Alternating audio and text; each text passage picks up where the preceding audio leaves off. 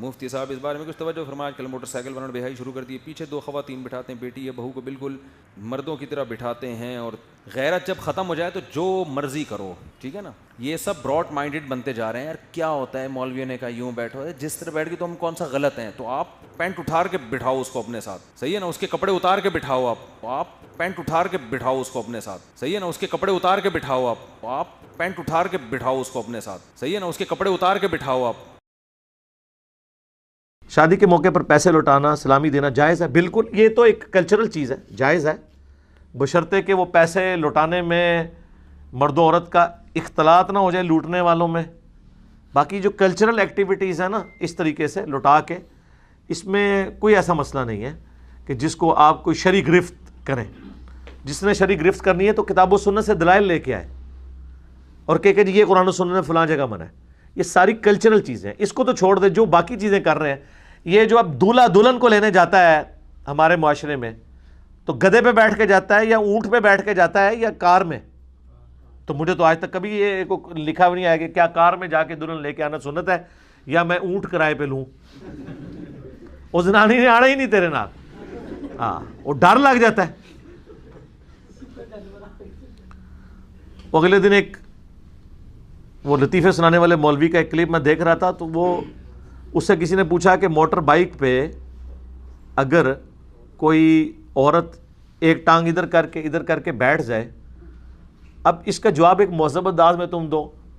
وہ کہنے لگا یہ اتنا لبرلزم ہے ان کو اپنی عورتوں کے کپڑے اتار کے ان کو بٹھایا کرے. نعوذ باللہ. مفتی صاحب اس بارے میں کچھ توجہ فرمائیں. کل موٹر سائیکل والوں نے بے حیائی شروع کر دی ہے, پیچھے دو خواتین بٹھاتے ہیں, بیٹی یا بہو کو بالکل مردوں کی طرح بٹھاتے ہیں, اور غیرت جب ختم ہو جائے تو جو مرضی کرو, ٹھیک ہے نا. یہ سب براڈ مائنڈڈ بنتے جا رہے ہیں. یار کیا ہوتا ہے مولویوں نے کہا یوں بیٹھو, جس طرح بیٹھ کے تو ہم کون سا غلط ہیں, تو آپ پینٹ اٹھار کے بٹھاؤ اس کو اپنے ساتھ, صحیح ہے نا. اس کے کپڑے اتار کے بٹھاؤ, آپ پینٹ اٹھار کے بٹھاؤ اس کو اپنے ساتھ, صحیح ہے نا. اس کے کپڑے اتار کے بٹھاؤ, آپ پینٹ اٹھار کے بٹھاؤ اس کو اپنے ساتھ, صحیح ہے نا. اس کے کپڑے اتار کے بٹھاؤ. آپ یہ علماء کی لینگویج ہے. اگر یہ پبلک میں لینگویج ہے نا, تو آپ سمجھ لیں کہ مدرسوں میں کیا ہوگا, کیا کچھ ہوتا ہوگا. میاں, ہاں میاں, لوگ کیا کہیں گے. اب لوگ کیا کہیں گے اگر میں بتاؤں مدرسوں میں کیا ہوتا ہے, اور آج نہیں پرانے مدرسوں میں بھی کیا ہوتا تھا. اس لیے اس ٹاپک کو میں ادھر چھوڑتا ہوں. تو یہ بات ہے کرنے کا, تو اس کے لیے پھکی سن لیں. اس مولانا سے, اس مفتی سے پوچھو کہ صحابہ کرام علیہم رضوان یا ان کی جو بیویاں تھیں وہ جب اونٹ پہ بیٹھا کرتی تھیں تو دونوں ٹانگیں ایک طرف کر کے بیٹھتی تھیں یا ایک ٹانگ ادھر کر کے ایک ادھر. وہ جو ڈولی رکھنے والی بات ہے نا, وہ تو چند ایک جو امیر لوگ تھے وہ بےچارے وہ ہودج بنا سکتے تھے. ہم عورتیں تو اس طرح ہی بیٹھتی تھی. صحیح بخاری مسلم دونوں میں موجود ہے.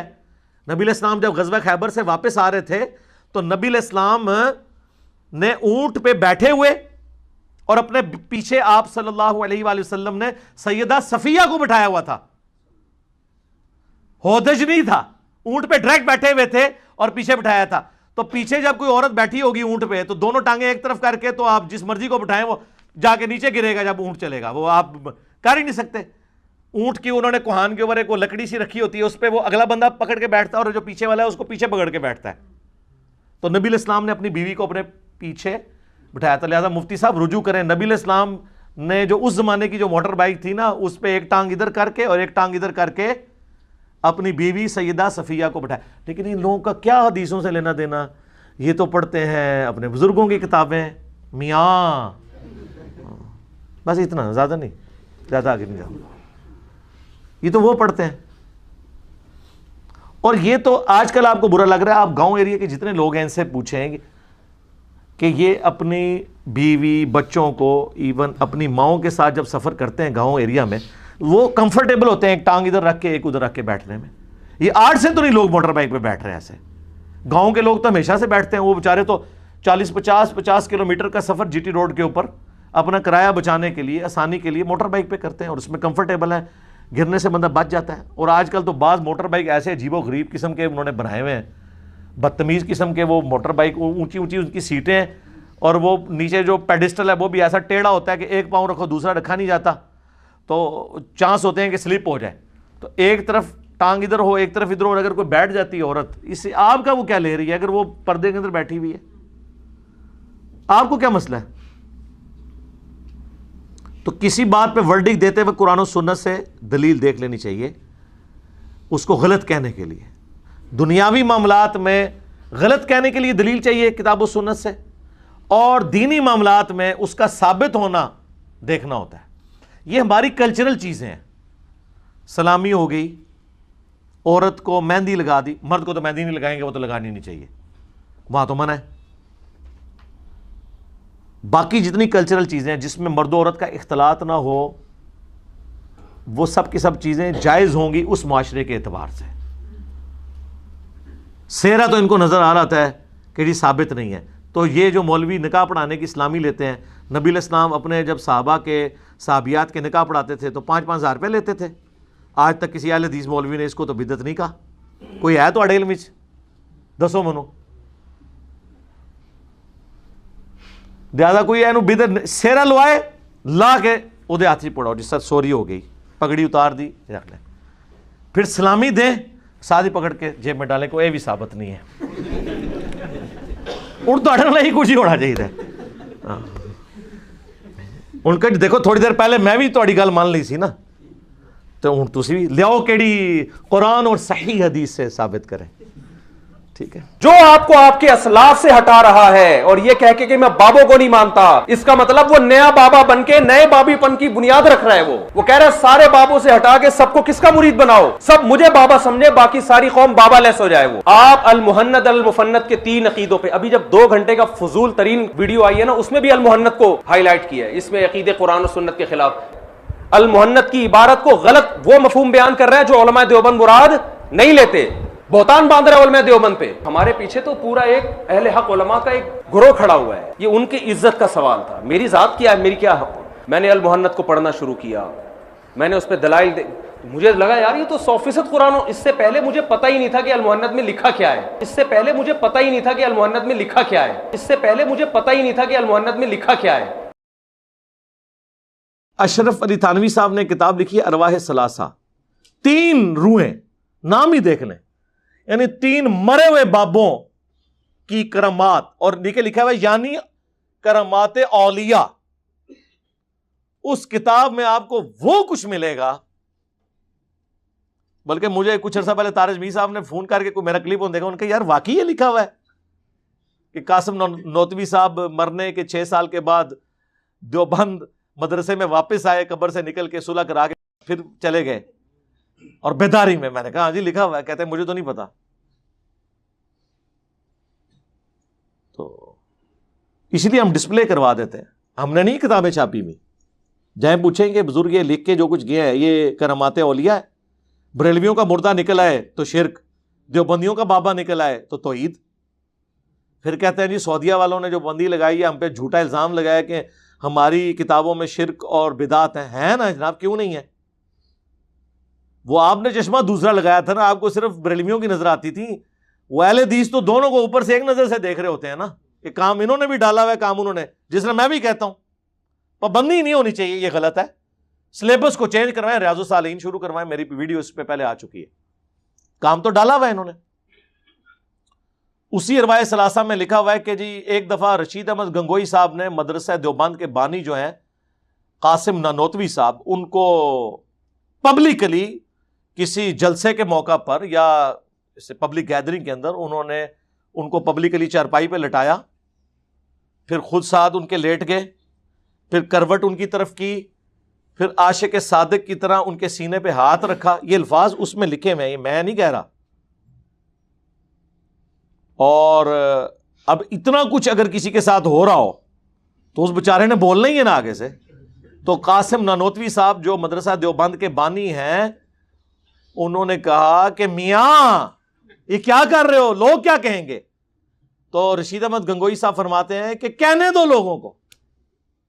یعنی اگر میری زبان میں آسان کہنے دو, یہ تو ہے ہی بٹ دماغ نے, انہوں نے اتنا دماغ ہے کہ یہ سوچن کہ بابے بھی غلط ہو سکتے ہیں. لیکن ان کو نہیں پتا تھا کہ آج وہ وقت آ چکا ہے کہ لوگ گلی گلی کہہ رہے ہیں کہ بابے تھے, شاہی کوئی نہیں. دیکھو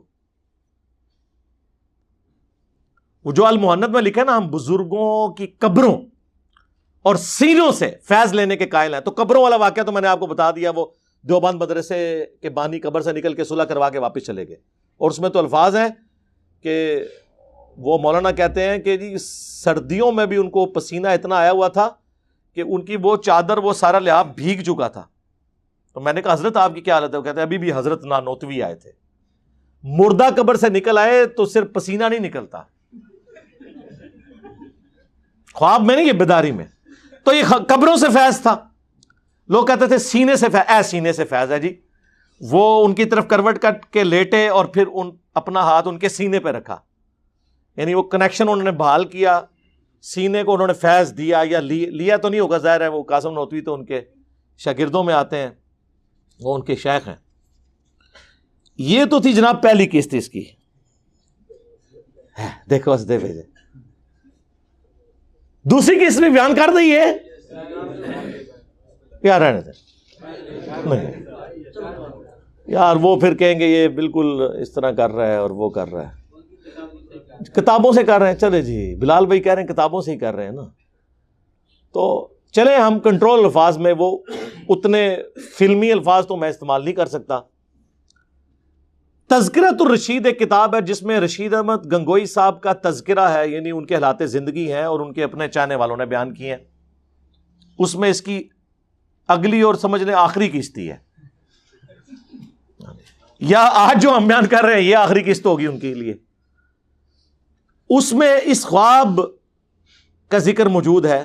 یہ تو بیداری تھی نا کہ وہ عاشق صادق کی طرح لیٹے، اور قاسم نانوتوی کو بھی سمجھ آ گئی. انہوں نے کہا میاں کیا کر رہے ہو، لوگ کیا کہیں گے.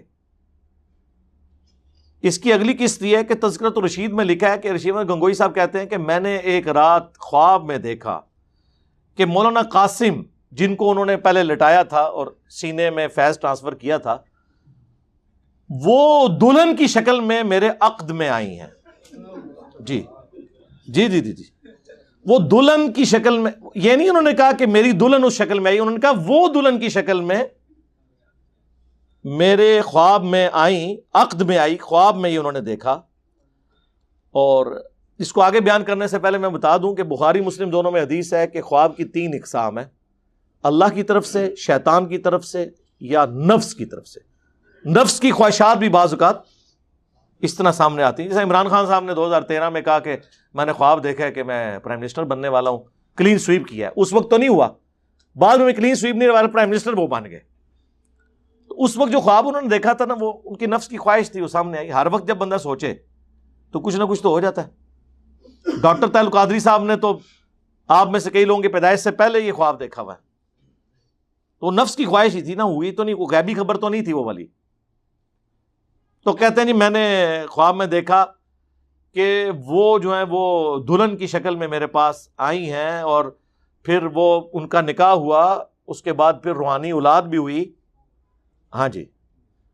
اور اس کے بعد یار یہ اگر کسی کو خواب آیا بھی تھا تو ظالموں اس کو لکھنے کی کیا ضرورت تھی.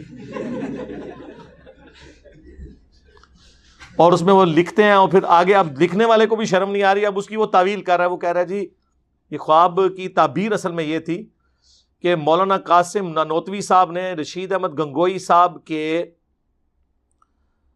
شاگردوں کی، اسٹوڈنٹس کی تربیت کرنی تھی بات میں. تو اس سے انہوں نے یہ بھائی تربیت کرنے کے لیے بیوی بن کے ان کے عقد میں آنا اور پھر اس سے اولاد پیدا ہونا، یہ پورا کام ہونا ضروری تھا. اگر یہ سمجھتے ہیں نا کہ اس خواب میں کوئی مسئلہ نہیں ہے تو سر بیان کرو. پوری دنیا کی دیوبند کی مساجد میں اگلی دفعہ یہ خواب بیان کیا جائے بزرگوں کی کرامات کے طور پر. بھئی جو چیز ہوگی آپ فخریہ بیان کریں گے نا. جس عقیدے سے آپ لوگ منہ چھپاتے پھریں تو صحیح مسلم کی حدیث ہم آپ پہ فٹ نہ کریں. گناہ وہ جو تیرے دل میں کھٹکے اور تو اس بات سے ڈرے کہ لوگ اس پر مطلع ہو جائیں. چلے آپ تشریح کے ساتھ بیان کرتے ہیں، لیکن ان کو پتا ہے کہ اب لوگ جو ہیں وہ بٹ دماغ نہیں ہے. لوگ تو پوچھیں گے میاں یہ کیا ہوا. اسی میں نے اپنے اسٹوڈنٹس کو کہا کہ ان کو آپ سمجھانے کے لیے پورا واقعہ لکھیں گے تو ان کا دل دکھے گا. آپ صرف لکھ دیا کریں میاں، آگے وہ سائن اس طرح، وہ جو سیدھی لائن اور نیچے چھوٹا سا ٹھمکا. ایکسکلیم ود جوائے یا ایکسکلیم ود سارو، وہ سائن ڈال دیا کریں. تو اب یہ چیزیں انہوں نے کتابوں میں چھاپی، ہم صرف راوی ہیں بیان کرنے والے. ان کا دین اس قابل نہیں ہے، ان کے بابوں کا دین، کہ اس کو یہ بیان بھی کر سکے. ہمیں کراچی سے اگلے دن اکیڈمی میں ایک کال آئی، تو کراچی کے ایک مفتی صاحب مشہور زمانہ لطیفوں والے، ان کے وہ نمازی بھی تھے، اور کہتے ہیں میں علی بھائی سے اتنی نفرت کرتا تھا، میرا بھائی مجھے کہتا تھا سنو، لیکن میں کہتا تھا میں نے سننا بھی نہیں. کہتا بس ایک ہی کلپ سنا. میں کہتا ہوں جی آپ ہمارا کوئی ایک کلپ سن لیں کسی بھی ٹاپک پہ، خواہ وہ فکر آخرت سے ریلیٹڈ ہو ہدایہ پورٹل کا، یا انڈرسٹینڈ اسلام میں بابوں کی کلاس والا کوئی کلپ ہو، یا مسلم اونلی کے اوپر اخلاقیات سے متعلق کوئی کلپ ہو، وہ کافی ہوتا ہے بتانے کے لیے کہ بھائی دین اس طریقے سے بیان ہوتا ہے ریفرنسز کے ساتھ. وہ کہتا جی ایک کلپ دیکھا اور وہ وہی تھا، قبر سے نکل کے صلح کروا کے واپس چلے گئے ارواح ثلاثہ. کہتا ہے میں تو حیران ہو گیا. تو میں نے مفتی صاحب سے کہا کہ اس طرح، تو ان مفتی صاحب نے کہا تمہیں منع کیا تھا انجینئر کو نہیں سننا. انہوں نے کہا جی میں نے چلے اب سن لیا، اب تو مجھے وائرس لگ گیا ہے، اب اگلا علاج بھی کریں نا، پریونٹیو مینٹیننس تو نہیں، کیوریٹو علاج تو میرا کریں نا. کہتے ہیں نہیں اصل میں آپ لوگوں کو ان باتوں کی سمجھ نہیں ہے، اس لیے ڈائریکٹ نہیں پڑھنی چاہیے. اس نے کہا جی میں ڈائریکٹ نہیں پڑھ رہا، میں کتاب لے کے آ رہا ہوں، آپ مجھے سمجھا دیں. کہتے کتاب لے کے گئے ہوں تو آئمائشیں شروع کر دی. کہتے مجھے فوراً ہی اندازہ ہو گیا یار یہ تو بالکل کسی بنیاد پہ نہیں کھڑے. اور مجھے کہنے لگے مجھے نہیں، میں وہ فون سن رہا تھا، کیونکہ جب اس طرح کی باتیں ہوں نا تو میں کبھی ابرار بھائی کے پاس بیٹھا ہوں نا تو وہ اسپیکر آن کر دیتے ہیں کہ تاکہ میری بھی تھوڑی حوصلہ افزائی ہو جائے سن کے. تو جب انہوں نے اسپیکر آن کیا تو وہ کہنے لگے علی بھائی جتنے یہاں پہ اس کے جلسے ہوتے ہیں، پروگرام ہوتے ہیں، اس میں ٹاپک آپ کو اس نے بنایا ہوتا ہے. ان کی ویڈیوز ریکارڈ نہیں ہوتی، ویڈیو تو یہ صرف وہ ایک ریکارڈ کر کے چڑھاتا ہے نا، باقی جتنے عام اس کے دورے جدھر بھی ہوتے ہیں نا، آپ کو ٹاپک بنایا ہوتا ہے کہ اس فتنے سے بچنا ہے. تو اب آپ کر لیں میرے بھائی، اللہ نے اس وقت ڈیجیٹل میڈیا کی وجہ سے سارے فرقوں کی بنیادیں اکھاڑ کے رکھ دی ہیں اس حوالے سے کہ ان کی تعلیمات اس قابل نہیں کہ پبلک کو پیش کی جائیں. ہم دیکھیں ان کی تعلیمات ہم پیش کر رہے ہیں، دیکھیں ان کے بزرگوں کی کرامات ہم بیان کر رہے ہیں. آج تک سنا تھا آپ نے بریلوی صرف اپنے بزرگوں کی کرامات بیان کرتے تھے، دیوبندیوں کی تو وہ مانتے ہی نہیں تھے. ہم تو مان بھی رہے ہیں اور بیان بھی کر رہے ہیں. پھر آگے بتا رہے ہیں آپ بتائیں یہ بزرگ ہیں میاں، بس اس سے زیادہ ہم کچھ نہیں کہیں گے. تو یہ ایک علمی ایک بوجھ تھا، ہم نے اپنے کندھے سے اتار دیا. کئی بار میں نے کہا دوسری قسط ہے، لوگ کہتے تھے لیاؤ دوسری، تو بس وہ دانش دی موت ہو گئی ہے. ٹھیک ہے نا.